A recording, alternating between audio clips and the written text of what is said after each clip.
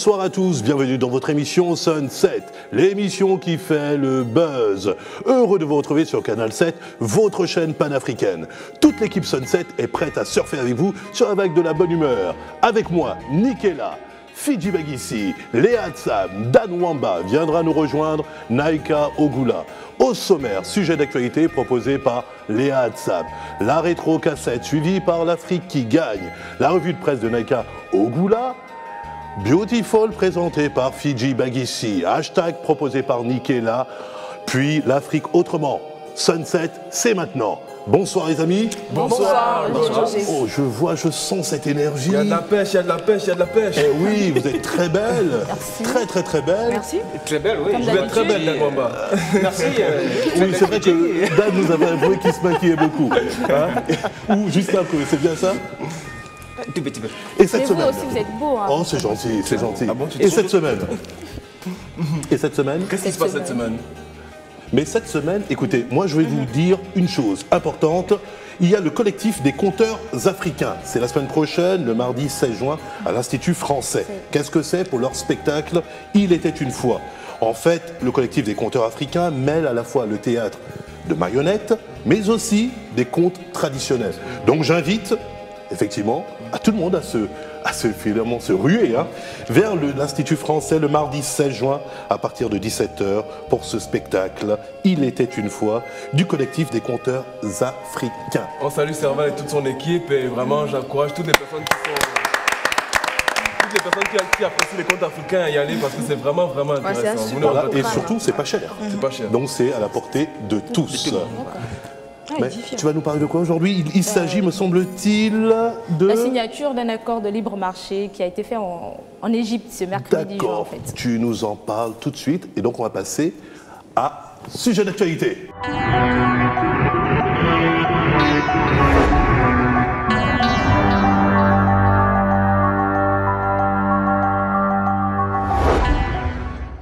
Ce mercredi 10 juin en Égypte a eu lieu une signature d'un accord de libre-échange entre 26 pays de l'Afrique, notamment de l'Est et du Sud.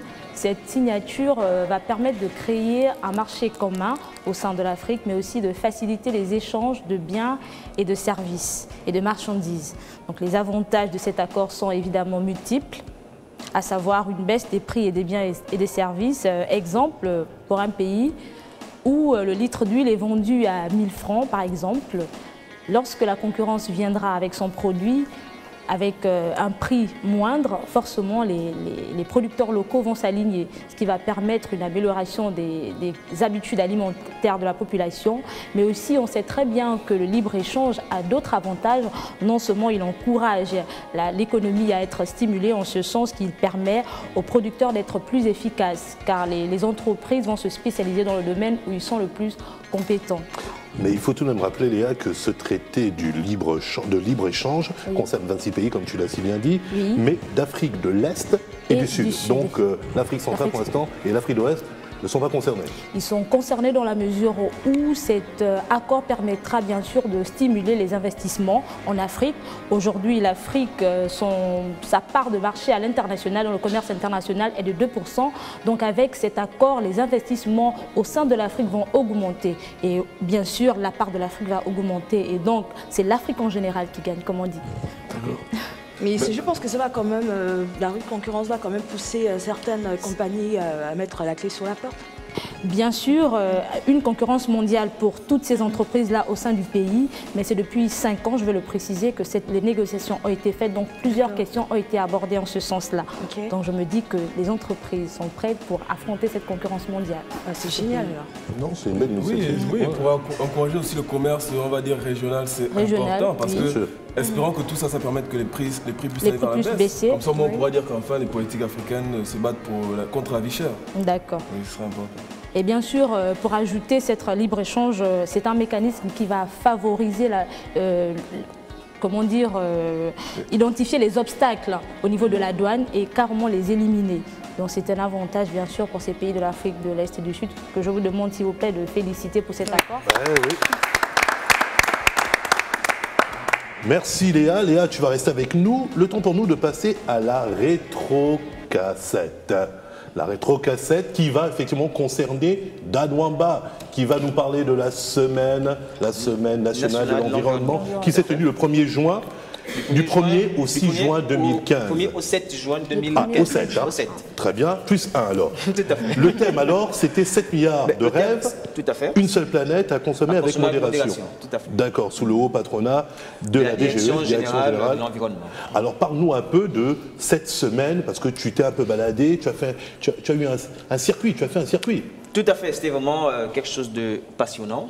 Qu'est-ce qu'il y a à retenir dans cette semaine de l'environnement? Déjà préciser que la semaine nationale de l'environnement s'est déroulée dans 2 provinces, donc la province de l'Estuaire et la province de l'Ogooué maritime. Et dans tout ça, il faut aussi préciser que les activités se sont polarisées sur le protocole de Nagoya et la caravane des établissements primaires. Alors, plusieurs conférences ont été organisées autour du protocole de Nagoya. Vous allez sûrement me poser la question, c'est quoi le protocole de Nagoya? C'est quoi le protocole de Nagoya? C'est très simple. Ce qu'il faut juste retenir du protocole de Nagoya, c'est que le 14 mars 1997, le Gabon ratifie la Convention de la diversité biologique. Cette convention qui a 3 objectifs. La première, la Convention de la biodiversité. Qu'est-ce qu'on entend par là? C'est les 13 parcs nationaux et les autres aires protégées. Deuxième objectif, l'utilisation durable de la biodiversité. Qu'est-ce qu'on entend encore par là? C'est l'aménagement des frontières forestières, autant pour moi, et l'étude de l'impact environnemental. Et comme 3e objectif, le partage des ressources équitable, que jusqu'à présent, il faut dire, sur le plan international, c'est encore un statu quo. Donc, la Direction générale de l'environnement y travaille et nous pouvons faire confiance à ces hommes et femmes vraiment qualifiés. Donc, il est difficile pour la Direction générale de l'environnement de s'étendre dans j'ai presque envie de dire affaire à suivre. Merci Dan. Bon, mais pour les 5 gestes les plus simples, ce qu'il faut dire pour protéger notre environnement, premièrement, évitons déjà de jeter nos mouchoirs et autres canettes, bien entendu. Éviter également de laisser notre environnement baigner dans l'herbe, parce que ça également, ça contribue aussi à la destruction de l'environnement. On parle également de la télé. C'est un vrai politicien. C'est un vrai politicien. On parle également de la nuisance sonore, chose que on oublie, on ne sait pas que la nuisance sonore aussi également... Très bien, Dan. Merci en tout cas pour nous avoir édifié là-dessus. Tu restes avec nous. En revanche, Léa, tu vas nous quitter. Le temps pour moi de te rappeler, en tout cas aux téléspectateurs que tu es journaliste de la rédaction de Canal 7. On te revoit la semaine prochaine. Merci en tout cas. On passe à la rétro 2.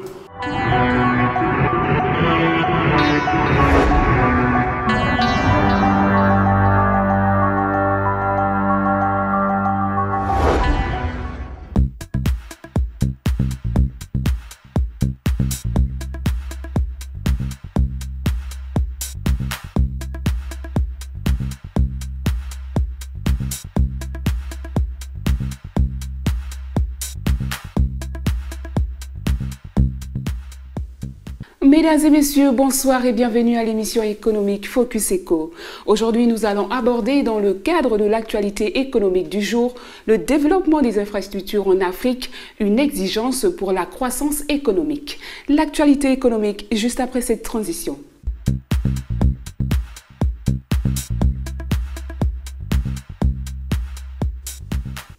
Notions économiques. Définissons d'abord le terme investissement.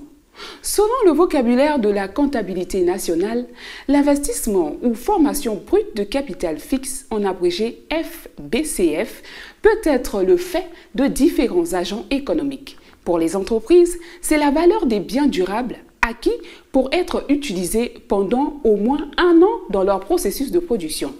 Pour les ménages, la FBCF, dans le cadre de leur activité domestique, ne concerne que l'acquisition ou la production pour leur propre compte de logement. Pour les entrepreneurs individuels, la FBCF des ménages en tant qu'entrepreneurs est comptée dans la FBCF des entreprises.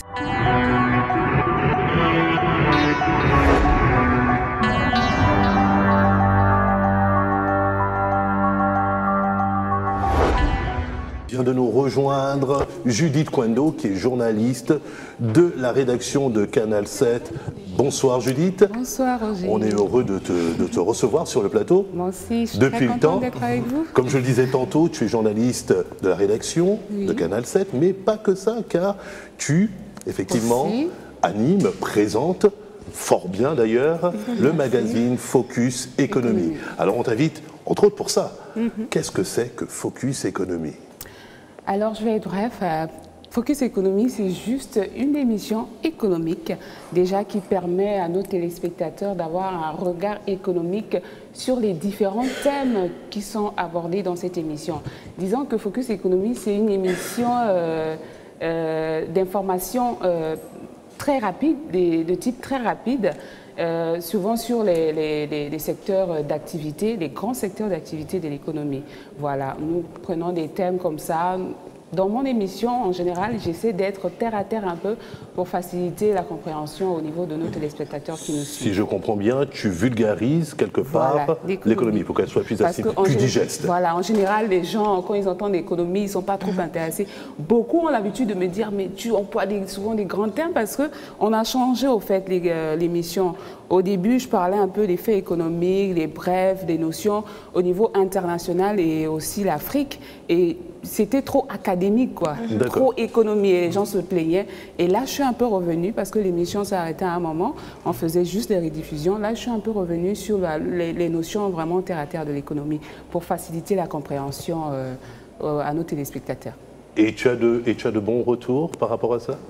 Jusque-là, vu que les nouveaux tournages qu'on a faits, ce n'est pas encore diffusé.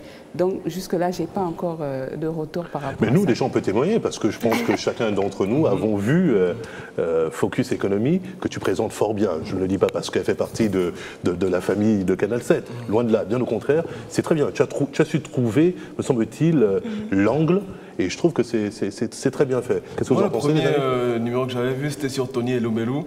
Ah oui, comme on en avait parlé, tu vois, ça me faisait plaisir de voir. On en avait parlé lors de la deuxième, hein. C'était la deuxième émission. Tu as une bonne mémoire, cochon. N'est-ce pas? N'est-ce pas? Alors, rappelle-nous les jours de passage et les heures de passage de Focus Économie. Voilà, la diffusion de Focus Économie, c'est de lundi à vendredi à 21h40. Et les samedis, en général, on fait la rediffusion des best-of de la semaine. Voilà. Et toute la semaine, on a une rediffusion de 9 à 9h après l'édition du Flash Info de 9h. D'accord. Voilà. Merci Judith. En tout cas, on peut t'applaudir pour ce nouveau magazine que tu pilotes. Encore bravo. Il est temps pour nous, pour vous deux, de nous quitter. Ce fut court. C'est pas grave. Merci à Judith Kwendo, journaliste de la rédaction de Canal 7. Et on la voit également piloter le magazine Focus Économie. Merci Judith. Merci à toi Dan. On espère te revoir pour de nouvelles aventures, pour nous édifier encore sur l'itinéraire de toute cette actu, aussi bien la jeunesse. Très souvent même la jeunesse. Merci. On passe à l'Afrique qui gagne.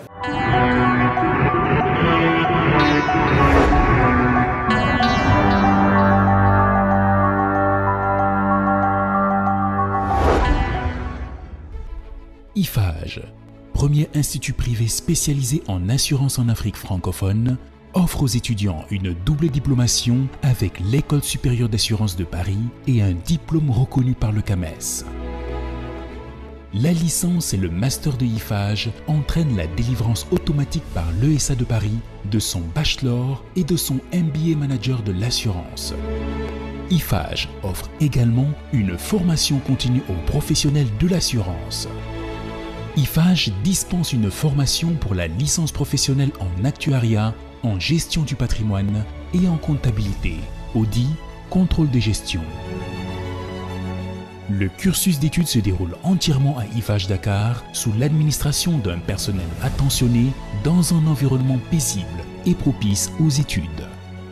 Renseignements au 33 867 91 10 ou au 77 740 30 52 et sur www.ifage.net. IFAGE, assurez votre avenir professionnel.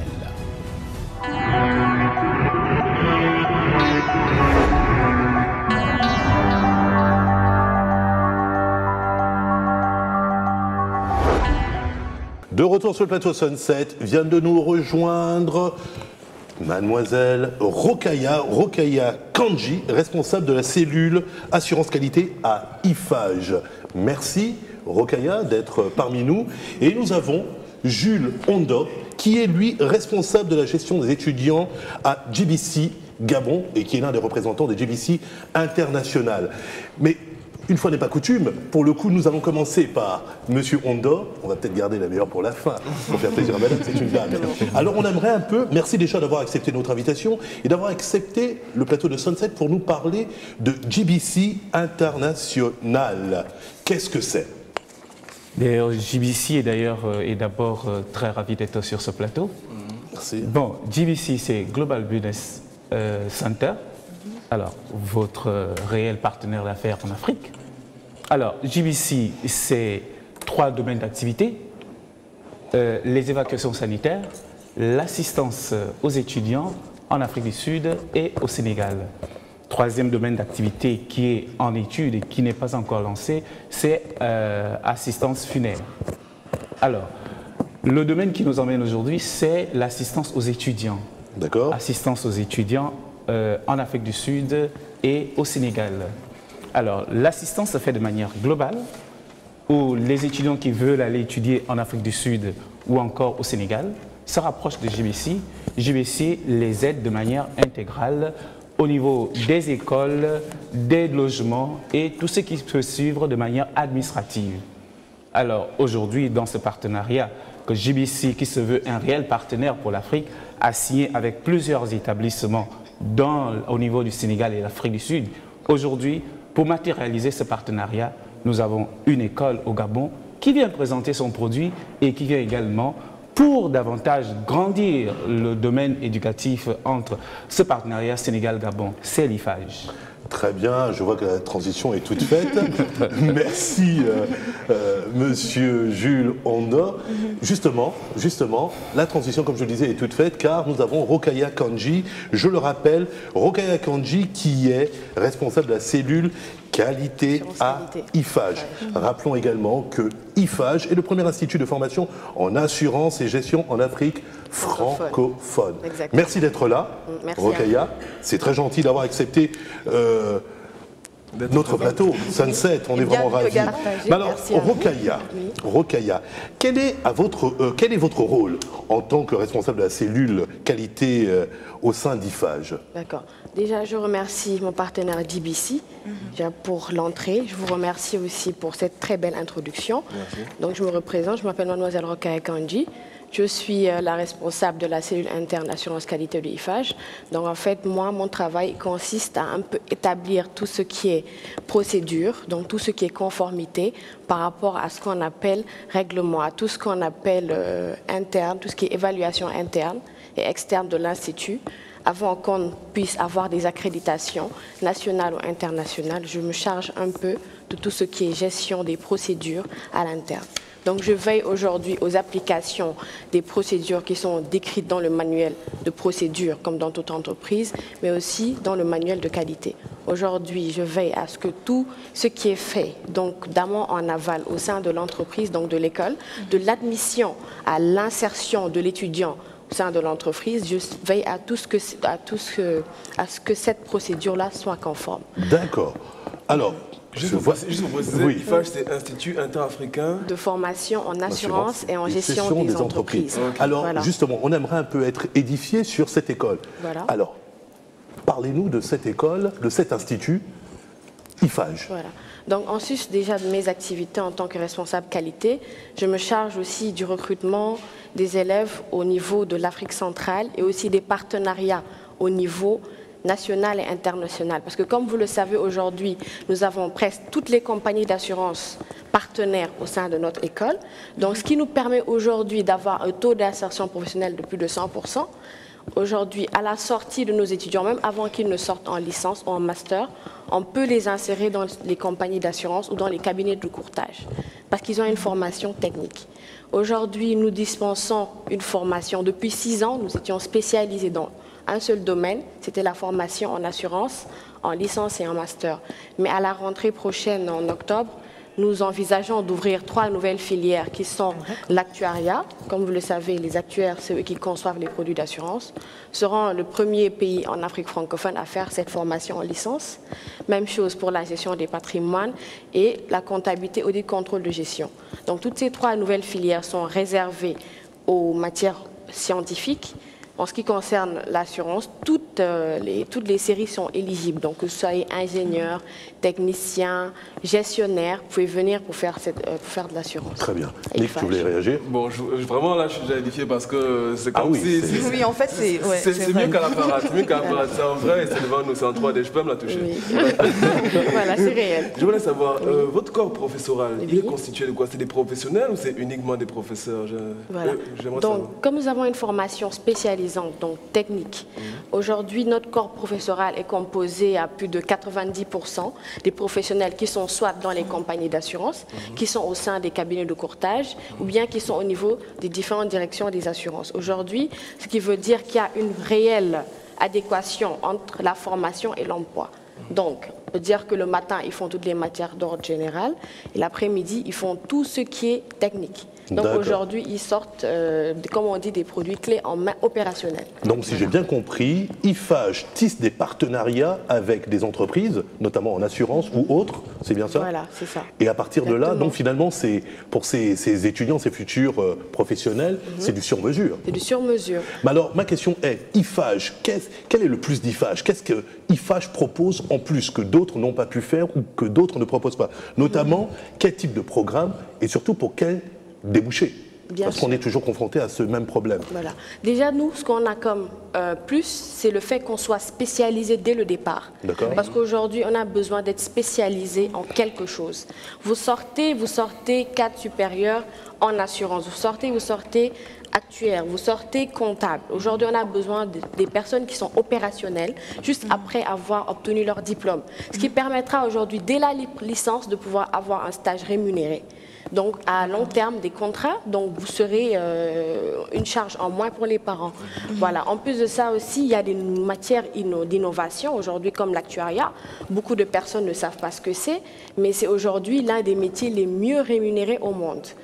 Voilà, donc c'est des créneaux. Ça veut dire qu'il y a l'argent dans vos filières là. Ah oui, là je dis qu'il y a vraiment beaucoup d'argent. Quelles sont les perspectives de salaire, de ces salaires. Voilà, donc aujourd'hui je pense que vous avez le livre des métiers qui est disponible. Je vois qu'au Gabon, le salaire moyen minimal d'un actuaire est de 1 million ou 2 millions. Et ça c'est le salaire minimal. Donc c'est pour dire, parce qu'en fait c'est des études très poussées, il faut avoir de très très bonnes bases en mathématiques, c'est très corsé. Et là, ce qui est sûr, c'est que même avant que vous ne puissiez avoir la sortie, vous avez déjà des compagnies qui s'arrachent, voilà. Parce qu'il n'y a pas plus, en Afrique, il n'y a pas plus de 50 actuaires. Alors, si je comprends bien, Rokhaya, votre venue au Gabon, à Libreville, c'est pour recruter. Voilà. C'est bien ça? C'est bien ça. Donc, vous faites quoi? Des conférences, des séminaires? Voilà. Donc, le recrutement se passe de cette manière. Nous faisons déjà le tour des écoles pour rencontrer les proviseurs, les censeurs et directement rencontrer les lycéens. En même temps, comme je suis partenaire avec DBC, nous faisons ce qu'on appelle déjà l'appel à candidature. Ensuite, ils vont déposer leur dossier au niveau du DBC qui se chargera d'amont en aval de s'occuper de tout ce qui est admission. Voilà, donc là, c'est facilité. Donc là, elle s'organise en conférences, en séminaires, directement avec les étudiants. En plus de ça aussi, on fait ce qu'on appelle la sensibilisation. Parce qu'aujourd'hui, on sait que le métier des assurances n'est pas connu dans le secteur africain. On se rend compte que moins de 20% de la population est assurée. Donc on fait un travail aussi, vraiment, pour encourager aussi la démarche étatique. D'accord. Si j'essaie de comprendre donc, votre partenariat avec GBC, moi je suis étudiant. Donc si je veux m'inscrire, je m'inscris au niveau de GBC. GBC, vous m'aidez en fait à trouver l'école et un logement sur place. Et quand j'arrive à IFAGE, je gagne 1 million à la fin de mes études, c'est ça? Inch'Allah. Voilà. Donc ils vont vous aider déjà, on vous oriente vers eux, ils vont vous aider pour toutes les procédures. Donc dossiers à fournir au niveau des visas, logement, accueil. Donc là, vous êtes vraiment bien prise en charge. Alors, y a-t-il une stratégie d'accompagnement pour les étudiants qui sortent de votre établissement? Bien sûr, nous aujourd'hui, avec les partenariats qu'on se fait un peu avec les compagnies d'assurance, ce qui nous permet aujourd'hui, on est confronté même à un réel problème. On reçoit plus d'offres que de demandes. Actuellement à Dakar, en ce qui concerne nos classes, on a même plus d'offres que de demandes. Là. On se rend compte que là même, on n'a plus assez d'étudiants pour les entreprises parce qu'ils ont un réel besoin de techniciens compétents. Parce qu'aujourd'hui, la plupart des assureurs sont fermés sur le tas. Et là, vous pouvez voir avec moi que c'est une formation technique. Donc, une formation sur le tas ne suffit pas. Donc, il faut un minimum de formation pour la qualité, bien sûr. Merci. Rokhaya Kandji. Je tiens tout de même à rappeler que Rokhaya est responsable de la cellule assurance qualité à IFAGE. Voilà. Vous restez avec nous. En revanche, on tient à remercier Jules Ondor, responsable de la gestion des étudiants, JBC Gabon, représentant également de JBC International. Juste savoir, est-ce qu'il y a un numéro auquel on peut contacter JBC si on est intéressé par cette formation? Bon, justement, JBC se trouve du côté de Rénovation, au-dessus de Centre Affaires, à l'immeuble des Filao, Filao A. Alors, vous avez le 06 08 06, je dis bien, 06 08 58 18. De toute façon, le numéro s'affichera sur vos écrans. Alors. Merci encore, Monsieur Ondor. Le temps pour nous de passer à Beautiful.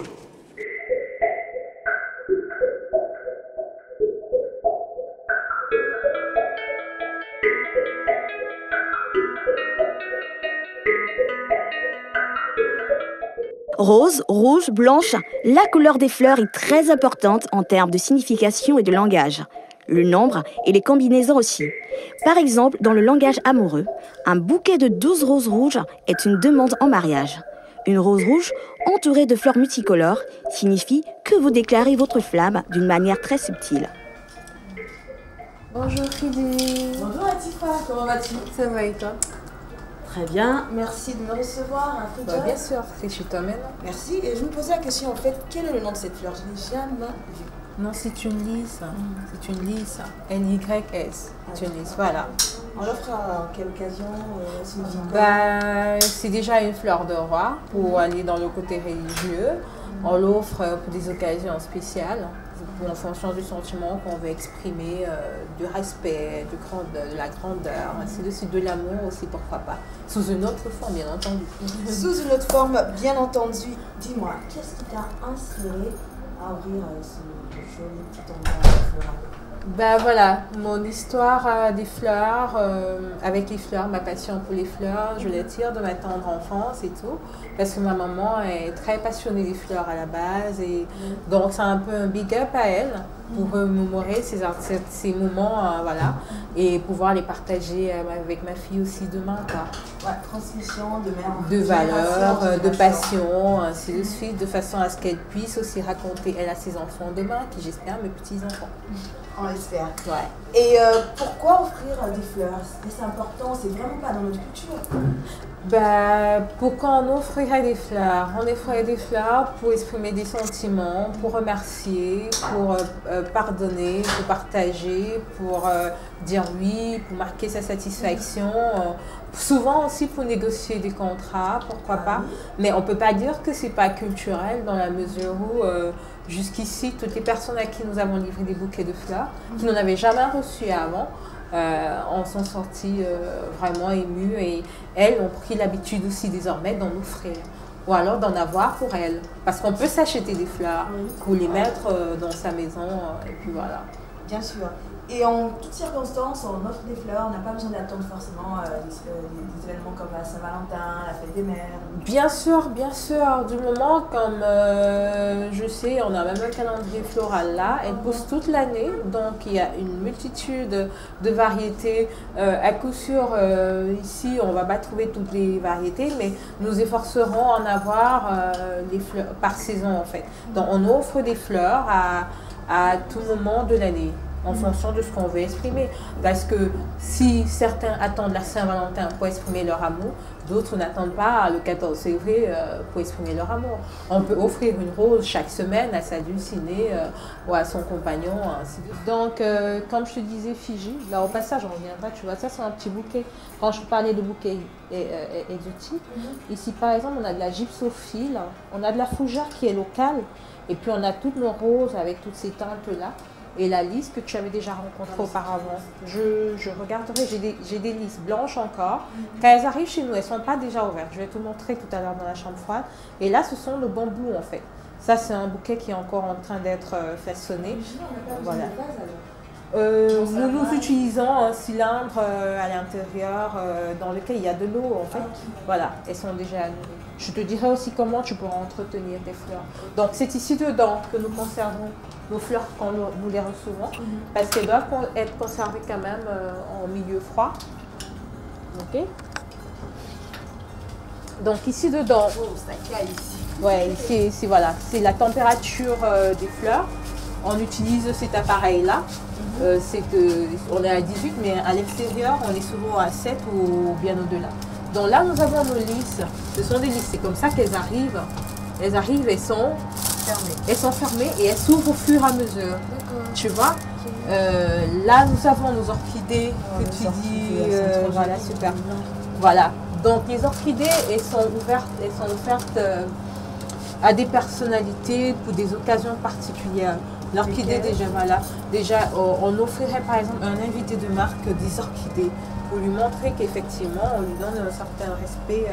Voilà, on est ravis de le recevoir et tout. Voilà, les orchidées, c'est pour des occasions spéciales. Tu peux en offrir à ta mère. Donc, le petit truc, si ton compagnon t'en offrait, il faudrait comprendre qui te met là. Ok, voilà. Et là, nous avons la rose avalanche. Moi, je l'aime beaucoup de par sa couleur. Voilà, quelqu'un l'a portée. Et on en a fait pas mal pour la fête des mères, effectivement, parce que beaucoup de personnes voulaient exprimer de l'amour, voilà, du respect, de la pureté, des remerciements à l'endroit de ces mamans-là, de nos mamans-là et tout, voilà. Voilà. Tu vois, je ne suis pas ton compagnon, mais je peux t'offrir une rose rouge. Voilà. C'est pour te dire que je suis contente que tu sois passé nous voir et voilà. Et aussi marquer ma sympathie. Ça dépend, tu vois, comme je t'expliquais avant, de la personne qui offre et des sentiments qu'elle veut exprimer, voilà. Et du contexte, voilà. Alors si par exemple j'ai envie de dire à mon chéri, par exemple, je suis désolée pour mon attitude, parce que... Moi, je te conseillerais de lui offrir un bouquet festif, d'aller sur des couleurs, voilà, guerre. Je te mettrai un peu de gypsophile pour amener un peu plus de couleurs et tout, voilà. Et on les fait souvent dans des carnets avec un emballage spécial. Et de toute façon... Voilà. Super, simple, beau, pas saturé. Voilà. Je kiffe, j'adore. Franchement, ça c'est super bon. Merci Salon. Je peux partir avec? Ok, merci. On y va.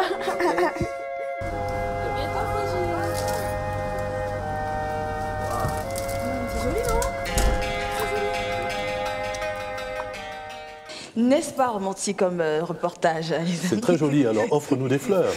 Je ne sais pas, est-ce que le langage des fleurs, vous en parlez? Non. Moi, je le connais pas. Du tout. I don't speak rose. Et vous, mademoiselle Candy, le langage des fleurs, ça vous parle? Oui, ça me parle, avec les couleurs. Déjà, vous voyez, je suis comme une fleur. Là, elle est comme une fleur sultan. Ah oui? Eh oui, la fleur sultan est jaune, comme ça, elle a les pétales jaunes. Cette fleur. Voilà. Je l'ai dessinée quand j'étais très jeune. Ah oui. Oui. Et donc, moi, je trouve ça original, par exemple, surtout pour les personnes qui sont introverties, qui ont véritablement du mal à exprimer leurs émotions, leurs non-dits et tout. C'est vraiment génial. Et donc, les fleurs, on les offre à tout moment de l'année. Et là, vous avez un joli bouquet de fleurs. Il y a des fleurs, on va dire un bouquet de fleurs festif, avec de l'orange, du rouge. Mais qu'est-ce que ça signifie, la rose orange, par exemple? La rose orange que je regarde. Alors, la rose orange exprime le désir charnel. l'admiration et l'enthousiasme que vous avez par rapport à une femme, demoiselle, ou pour nous les femmes, par rapport à... On se demande pourquoi vous avez choisi celle-là. Bon. Je sais pas, c'était peut-être par hasard comme ça. Le hasard n'existe pas. T'es sûr? Bon, enfin, on en discutera après. Donc, si vous voulez offrir des fleurs, mais je vous assure, ça fait véritablement plaisir. Tout à l'heure, j'étais avec... enfin bref, ça fait véritablement plaisir. Donc, c'est... Afrique Joy est situé à lui et le numéro de téléphone s'affiche juste au petit bas de votre écran. Merci voilà. Fidji. Je vous souhaite un joyeux week-end en couleur avec beaucoup de fleurs. Très bien, merci. On en offrira. Merci Fidji. Alors on va passer à fait divers. Fait divers, comme d'habitude, comme chaque semaine, c'est Naïka. On se voit tout de suite après.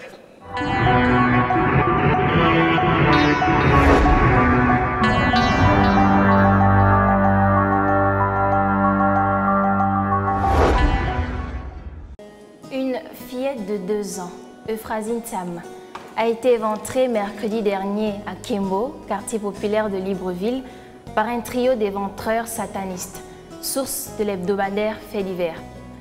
Le chef de gang, un certain Hamzat, un sujet béninois âgé de 26 ans, sortirait à peine de prison pour des causes similaires. Le Gabonais Idriss Ndong Amadou, 22 ans, ainsi que Euphélia Onjomo Romeo, gabonaise de 18 ans, compagne d'Hamzat, sont les 3 principaux auteurs de cet acte ignoble.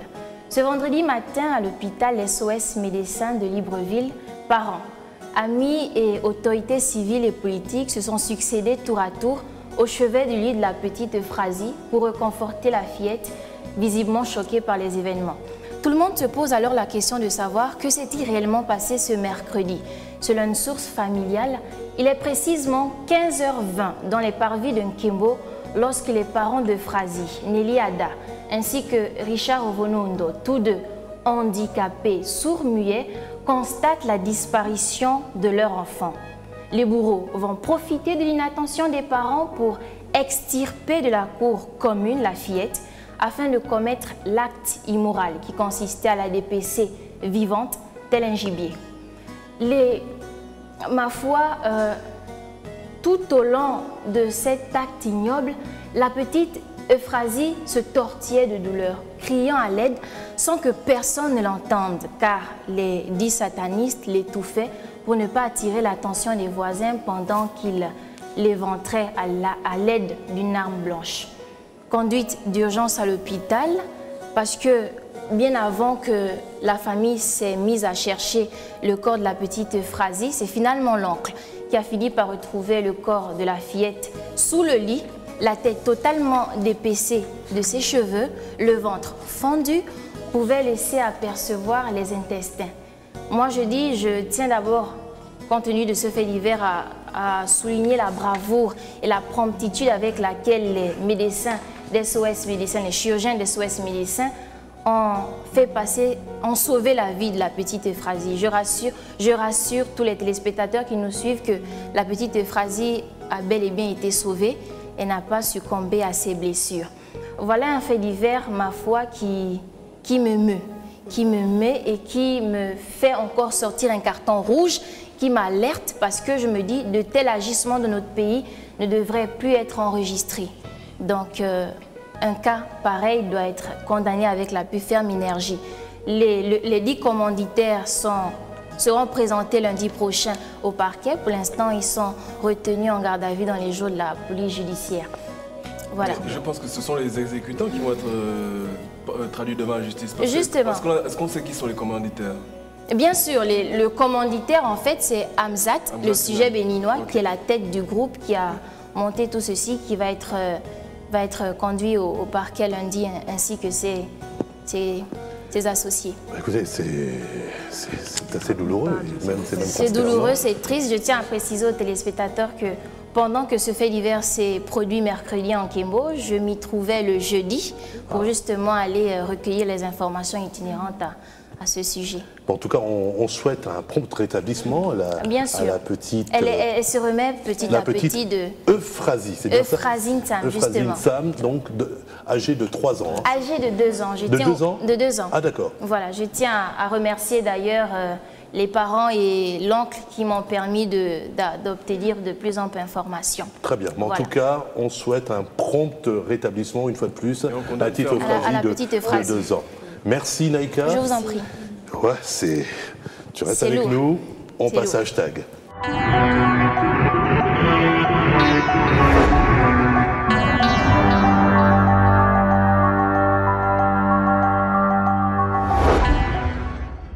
Vous êtes un entrepreneur ou fondateur de start-up au Rwanda, au Cameroun, en Côte d'Ivoire, en Angola ou dans n'importe quel autre pays africain et vous recherchez de la visibilité pour faire connaître votre entreprise. Eh bien, j'ai une bonne nouvelle pour vous. My African Startup est une initiative originale qui vous donne de la visibilité et un rayonnement à l'international. Comment ça fonctionne? En quelques clics, vous pourrez présenter votre portrait et celui-ci sera visible de tous. Que gagnez-vous en vous inscrivant sur My African Startup? Premièrement, les journalistes qui recherchent des projets innovants comme le vôtre vous trouveront facilement.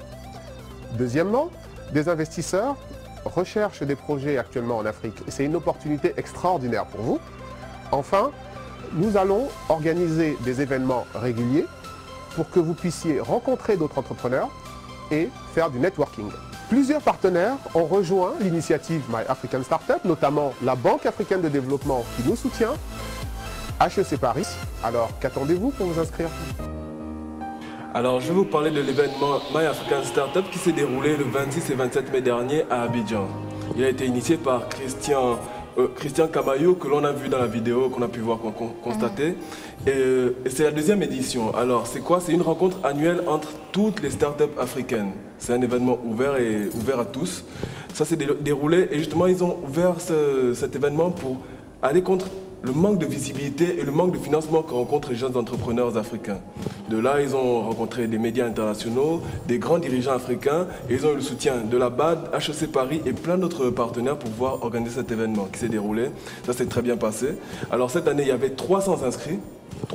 Et au final, ils ont sélectionné 40 pour le concours My African Startup, organisé justement par le site myafricanstartup.com. Alors à partir de là, la vainqueur a été Ange Emmanuel Efi, c'est une Ivoirienne, avec son application qui s'appelle, enfin c'est un projet qui s'appelle Crowd Saving, qui aide en fait à l'épargne et au financement pour les familles à revenus modestes. Ça utilise les crédits, les unités de téléphone et justement le mobile money, donc vraiment adapté à l'Afrique. Alors il faut dire que les Gabonais n'étaient pas en reste. Il y avait justement. Il faut faire un petit clin d'œil. On fait un clin d'œil d'abord à Obengwa avec son Solar Box, qui présentait des kits solaires pour les zones où il n'y a pas d'électricité, les zones rurales où il n'y a pas d'électricité. On en avait parlé au Grand Prix de l'Excellence. Mais aussi un clin d'œil à Laurent Essono et son entreprise FreeSmart. Qu'on recevra la semaine prochaine. La semaine prochaine, justement. Et encore félicitations à eux, félicitations à Ange Emmanuel et filles. Bah écoute, on peut applaudir. Merci Nick. Merci Nick. Naïka, tu vas nous quitter? Mais je tenais à vous dire que je suis, hormis le fait que j'ai fait ce fait divers, je suis particulièrement contente parce qu'aujourd'hui c'est mon anniversaire. Ah, happy birthday! Happy birthday! Happy birthday Naïka! Merci, on se revoit la semaine prochaine. Merci encore. On passe à l'Afrique autrement.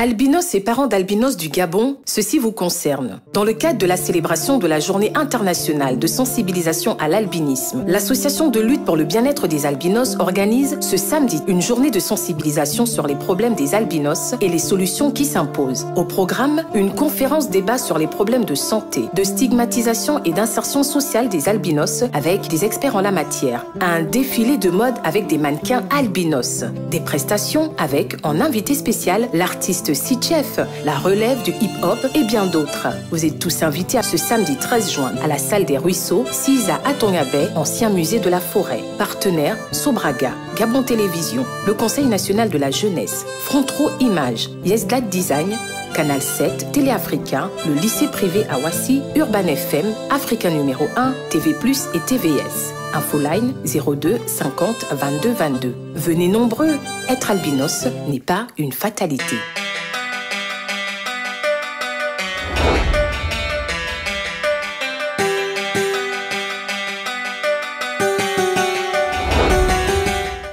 Sunset vient de nous rejoindre, le docteur Stéphanie Tsam, qui est présidente de l'ALBA, l'association de lutte pour le bien-être des albinos. Merci, docteur Stéphanie, d'avoir choisi notre plateau et notre émission Sunset pour nous parler non seulement de l'albinisme, mais aussi de la journée, je le cite, la journée de l'albinisme, première édition qui se tiendra le 13 juin 2015 à la salle des Ruisseaux située à Tonga Bay. Merci encore d'être parmi nous. Merci à vous de me recevoir. Écoutez, docteur Stéphanie, on aimerait déjà que vous nous parliez de votre association, l'ALBA. Alors l'ALBA, c'est l'association de lutte pour le bien-être des albinos.